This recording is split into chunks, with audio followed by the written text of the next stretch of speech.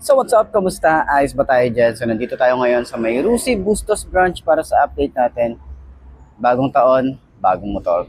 So ngayong araw na to, update natin para dito sa may Rusi Macho 175.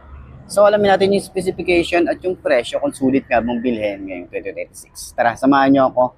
Walk around na natin to. Ayos na ayos yan.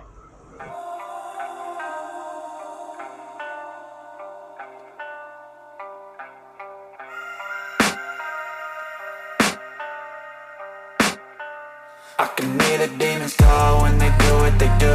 And now I feel like taking off, find a place with a view. The pain is never gonna stop if it's controlling you. I know that time can heal it all, I just gotta get through. I just gotta get through, I just gotta get through. Cause I feel like taking off, find a place with a view. The pain is never gonna stop if it's controlling you. I know that time can heal it all, I just gotta get through. Sometimes I feel like all is lost, but I know it's not true. I wanna put up all my walls cause I'm not in the mood, but then I cut myself off from the rest of the room. I know that time can heal it all if you're patient, and soon it can all be worth it, all the searching. Pain is never really permanent, but damn it hurts, man. I could feel all of the turbulence and it's concerning. I've been searching for a purpose, I hope it's worth it.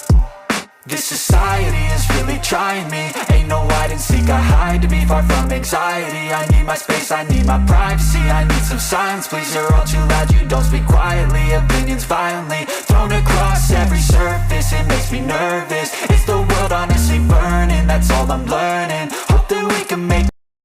So ayun mga best, no? Marami na namang naglabasan na pan-tricycle ngayong buwan na to, no? So uso na naman ano. Uso na talaga dati pa ang pang-tricycle or mga pantra, lalo na sa mga pang-custom. Ito talaga yung mga madalas na binibuild, okay? So yung mga ganito, hindi talaga nawawala sa market kahit anong brand. Okay, iba't ibang brand na yan, mapa FKM, Skygo, Rusi, Motorstar. So madalas talaga is meron silang pan-tricycle. So eto sa harap nyo yung Rusi Macho 175. So eto marami talagang stock na ito si Rusi, lalo na yung 125, 150, 175. Okay. So ngayon ang nagustuhan natin dito is talagang yung makina nito. Okay. Iba yung makina nito compared dun sa 125 at 150. Si 175, naka 5 speed na rin tayo rito, naka timing chain na rin tayo rito, and then naka 5 gear na rin tayo. So sa looks, wala pa rin naman silang binago rito. Etong tank nila, yung gas tank nila is halos parehas yung sa TMX nila. So ito rin yung madalas na sinasabi na parang TMX yung dati yan. So sa upuan talaga, makapal yung kanyang upuan, ayan. Pero medyo matigas, no? Kung ano nyo talaga, kung kakapain nyo talaga or titingnan nyo, makapal siya pero ano siya, matigas. Okay? So, sakyan natin. Mga 5 to nakagaya ko, okay? So nga pala, meron tayong bracket dito na pantay naman siya kasi meron mga ibang nagre-reklamo na meron ng bracket pero pag ano naman siya, yung merong pa curve. So ito pantay na po siya. Okay, itong 175 pantay po yung kanyang bracket. So pwede na tayo maglagay dito ng top box. Okay? So sakyan natin para sa 5 to nakagaya ko. Kamusta nga ba to? Ayan. So sobrang tingkayad pero pag sasakay naman tayo talaga ng pang tricycle or pantra, laging nasa rear brake yung ating isang paa. Okay, para support, 'di ba? Yan. So malakas yung preno niya. Sa harap, malakas yung preno, yung shock. Okay, so re-rate natin yung shock. Siguro sa akin nasa 6.5/10. So ganun. Medyo hindi ko trip yung shock niya. Lalo sa likod, sobrang tigas, boy. Dahil nga apat yung shock natin sa likod, bawasan nyo na lang. Tapos palitan nyo ng mas maganda kung gusto nyo pang long ride na kalmado lang or medyo smooth lang, okay, palitan nyo na lang.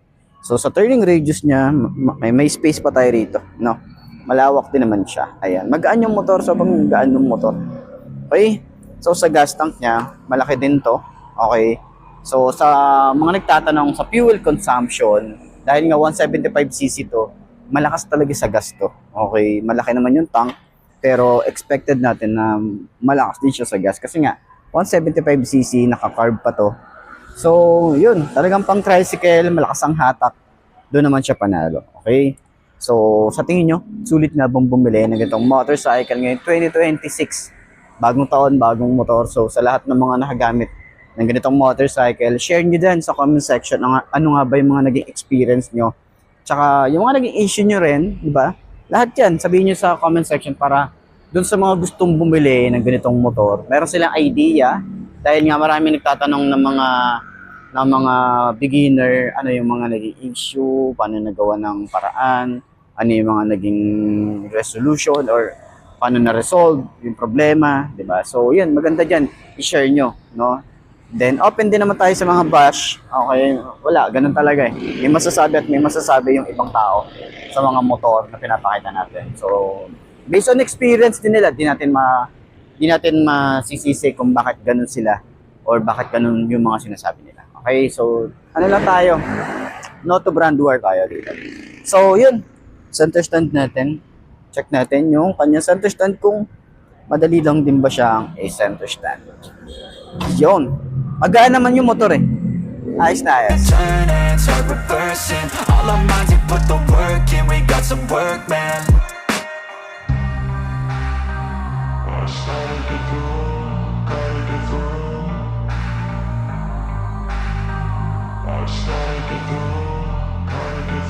I can hear the